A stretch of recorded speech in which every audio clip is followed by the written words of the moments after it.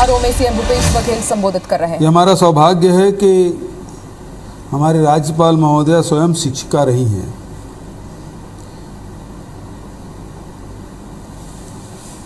और आज शिक्षक दिवस के अवसर पर हम शिक्षकों को सम्मानित कर रहे हैं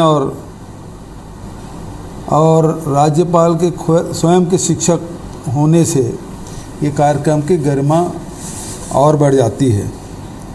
ऐसे आयोजन शिक्षक दिवस में करने की परिपाटी रही है, लेकिन कोरोना काल से बचाव के चलते बीते साल शिक्षक सम्मान समारोह आयोजित नहीं हो पाया था।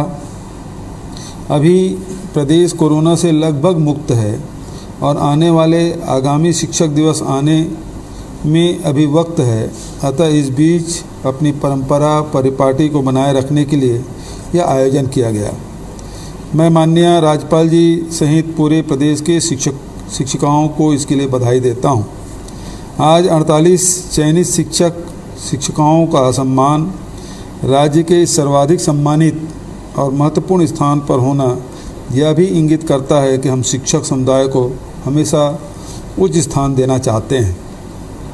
सम्मान समारोह के माध्यम से हम नई पीढ़ी को शिक्षा, शिक्षण और इसके समाज निर्माण में भूमिका को भी रेखांकित करते हैं।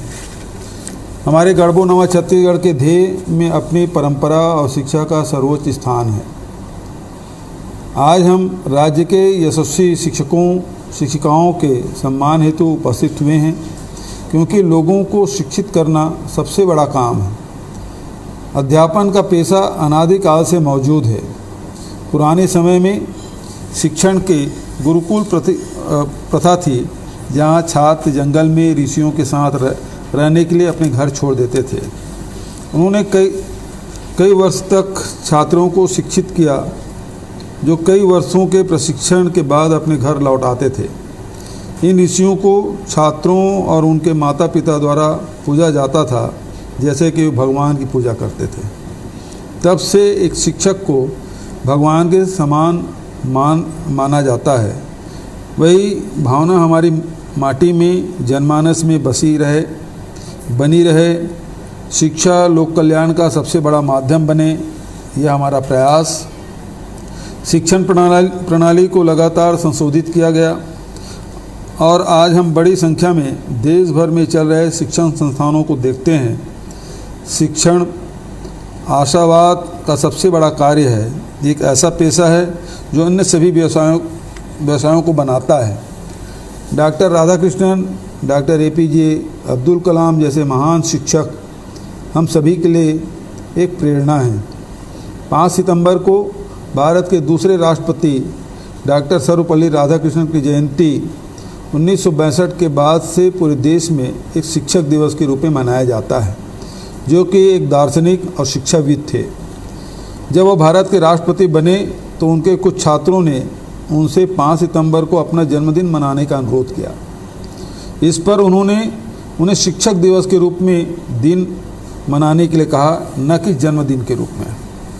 गत वर्ष भारत के पूर्व राष्ट्रपति प्रणब मुखर्जी जी के आकस्मिक निधन तथा कोरोना महामारी के कारण से राज्य स्तर का शिक्षक सम्मान नहीं दे पाए थे। आज ऑनलाइन शिक्षक सम्मान दे रहे हैं, यह भी एक नवाचार है। हमारे आसपास के हर चीज़ में हमें कुछ न कुछ सिखाती है। हमारी प्रथम शिक्षा घर पर शुरू होती है। जैसे जैसे हम बड़े होते हैं, लोगों से मिलते हैं, हम उनसे सीखते हैं। अनुभव और गलतियाँ हमारे सबसे बड़े शिक्षक हैं। वे हमें सिखाते हैं और कैसे परिस्थितियों को संभालना है, इस दुनिया में जीवित रहना है। मैं भाग्यशाली था कि मुझे ऐसे अद्भुत शिक्षकों ने पढ़ाया था, जिन्होंने मुझे एक बेहतर व्यक्ति में बदलने में मदद की। हमें आपके मार्गदर्शन में आगे बढ़ने का विशेषाधिकार प्राप्त है।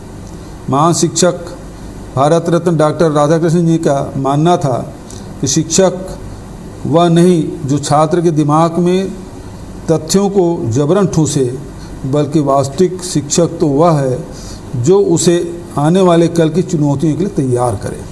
शिक्षा के द्वारा ही मानव मस्तिष्क का सदुपयोग किया जा सकता है। अतः विश्व को एक इकाई मानकर शिक्षा का प्रबंधन करना आज आवश्यक है।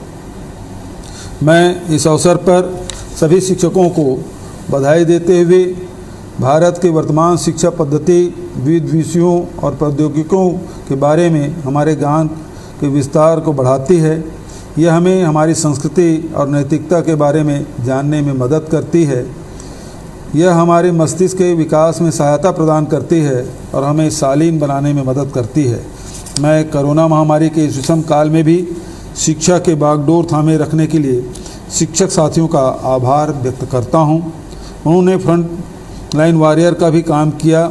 आज सम्मानित होने वाले शिक्षकों को शुभकामनाएं। मैं उम्मीद करता हूं वे और अच्छा काम करेंगे तथा लोगों को भी अच्छा करने के लिए प्रेरित करेंगे। बहुत बहुत बधाई, धन्यवाद। जय हिंद, जय छत्तीसगढ़। तो सीएम भूपेश बघेल को आप इस वक्त लाइव सुन रहे थे, जो राज्य स्तरीय शिक्षक सम्मान समारोह में संबोधित कर रहे थे और इस दौरान उन्होंने उन सभी शिक्षकों का सम्मान किया और ये भी कहा कि कोरोना काल में जिस तरह से आपने महान कार्य किया